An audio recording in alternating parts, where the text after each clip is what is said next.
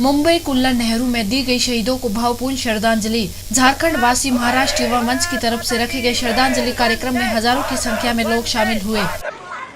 वंदे मातरम, वंदे मातरम, वंदे मातरम, वंदे मातरम। कुमार हमारे, शक्ति सिंह हमारे, प्रमोद कुमार हमारे, भारत माता के जय, भारत माता के जय। मुंबई के कुर्ला नेहरू नगर में शहीदों के लिए एक श्रद्धांजलि का एक प्रोग्राम रखा गया है, जहां पे हजारों लोग मिलके इस प्रोग्राम में शामिल हुए हैं। सभी का एक ही कहना है कि जो देश के बॉर्डर पे, भारत सरकार के जो बॉर्डर है, जो सरकार की सीमाएं हैं, जो जहां पे सैनिक अपनी जान देते हैं, देश की रक्षा करते हैं, और उनका सबका यही कहना है कि उनके लिए हम श्रद्धांजलि देने आए हैं अपना काम काज छोड़ के। और तो और इनका ये भी कहना है कि हर एक सैनिक हमारा भाई होता है और हम सैनिकों के लिए जितना भी करें वो कम है। हमारे साथ कुछ लोग हैं यहाँ पे जो इस प्रोग्राम में शामिल हुए हैं। आइए हम उनसे बात कराना चाहेंगे कि क्या है उनका इन प्रोग्राम का मतलब और कितने दूर से आए हैं और कितने लोग हैं। क्या कहना चाहेंगे आप, कितने लोग हैं आप लोग? सर हम लोग तो बहुत लोग हैं। ऐसा अंधेरी में हमारा हुआ 250 लोग थे। सुबह से 5-6 जगह हम लोग एक कैंडल मार्च किए हैं और आज हम लोग यहाँ प्रॉपर कुर्ला विधानसभा में भी काफ़ी कम से कम 2-3 हज़ार लोग हैं। बाकी लोग पीछे भाई लोग चले गए, काफ़ी लेट हो चुका था। और हमारा एक ही मैसेज है कि ये उग्रवाद को बढ़ावा दे रहे थे लोग, हम में भी कोई उग्रवाद है यहाँ पे। हम चाहेंगे तो अपने मन को ठान ले कि हमको उग्रवाद बढ़ावा नहीं देना है, तो हमारे जितने भी वीर पुरुष महापुरुष है ये शहीद नहीं होते हैं। तो आप क्या कहना चाहेंगे पाकिस्तान की तरफ से जो बार बार हमला हो रहा है, उसकी वजह से सैनिकों की जान जा रही है, तो क्या कहना चाहेंगे आप?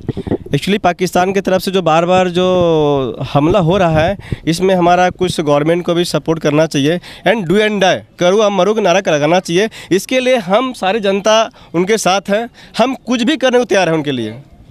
आइए हमारे साथ कुछ और भी लोग हैं, उनसे हम जानकारी लेते हैं कि क्या है उनका मकसद और शहीदों के लिए क्यों उन्होंने इतना बड़ा प्रोग्राम का आयोजन किया। क्या कहना चाहेंगे आप? देखिए, आज का जो प्रोग्राम ये हमने बहुत दुख के साथ कहना पड़ रहा है कि हमारे भाई, हमारे साथी बॉर्डर पे खड़े होकर हमारी देश की रक्षा करते हैं और अपनी जान तक गंवा देते हैं।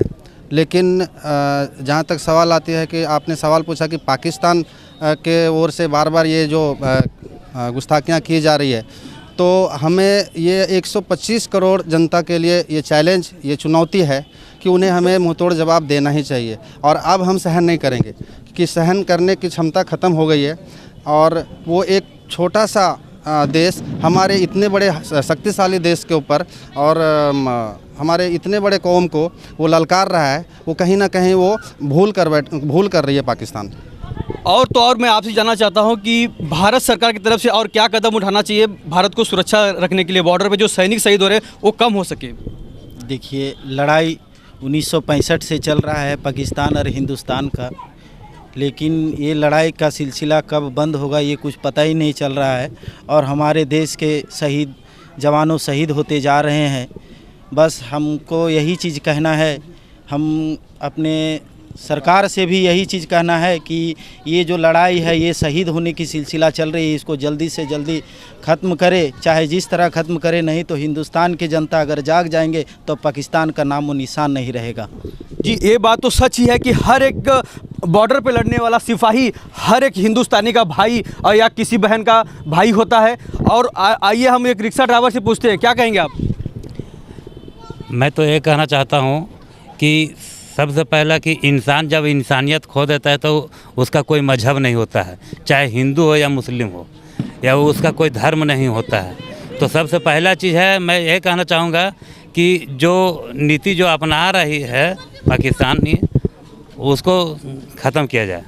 आइए हमारे साथ कुछ और लोग हैं, हम उनसे जानना चाहते हैं कि भारत सरकार को क्या संदेश देना चाहते हैं। क्या कहेंगे आप, क्या कहना चाहते हैं आप? क्या आज जो शहीदों के लिए जो प्रोग्राम आपने ऑर्गेनाइज़ किया है, किस लिए किया आपने? मैं भारत सरकार से आग्रह करना चाहता हूं कि पाकिस्तान से दो टूक जवाब करे, सीधा, या तो इस पार या उस पार। आइए कुछ और लोग हैं, हम उनसे जानते हैं कि प्रधानमंत्री नरेंद्र मोदी से आपकी क्या अपेक्षा है इसके लिए? प्रधानमंत्री नरेंद्र मोदी से यही अपेक्षा है कि आप पाकिस्तान के साथ नरमी ना बरतें और हम उनके साथ हैं। जो भी है हम डू या डाई करना चाहते हैं, जो भी आमने सामने की लड़ाई लड़ें। सरहद पर अपनी जान को न्यौछावर करने वाला एक सैनिक एक माँ का ही बेटा होता है, एक बहन का भाई होता है। एक बाप जब अपने बुढ़ापे की लाठी को खो देता है तो उसके दिल पे क्या बीतती होगी। एक माँ जब अपने नौजवान बेटे को खो देती होगी तो उसके दिल पे क्या बीतती होगी। एक बहन जो अपने भाई के कलाई में राखी बांधती है, जब वो अपने भाई को खो देती होगी तो उस बहन के दिल पे क्या बीतती होगी। आइए कुछ बहनें हमारे साथ हैं, आइए हम उनसे जानते हैं कि क्या क्या कहना चाहेंगे आप। शहीदी हम झारखंड वासी महाराष्ट्र युवा मंच के महिला अध्यक्ष नुपुर गुप्ता, मैं ये संदेश देना चाहती हूँ हमें नौजवानों को जो हमारे देश के लिए उन्होंने कुर्बान हुए हैं, हमारी भारत माता के लिए उन्होंने, हमारे देश के सारे लोगों की सुरक्षा के लिए, हम सभी की सुरक्षा के लिए उन्होंने जो योगदान दिए, जो शहीद हुए हैं, उनकी हम श्रद्धांजलि देने के लिए यहाँ उपस्थित हुए हैं। इसी तरह हम भारत सरकार भी हम इनसे यही उपासना करते हैं कि सारे नौजवान को हमें उद्देश्य दे, हमें वो शक्तिशाली दे, शक्ति दे कि हमारे देश को हम आज़ाद बना के रखें और स्वतंत्र भारत की तरह हम जी सके।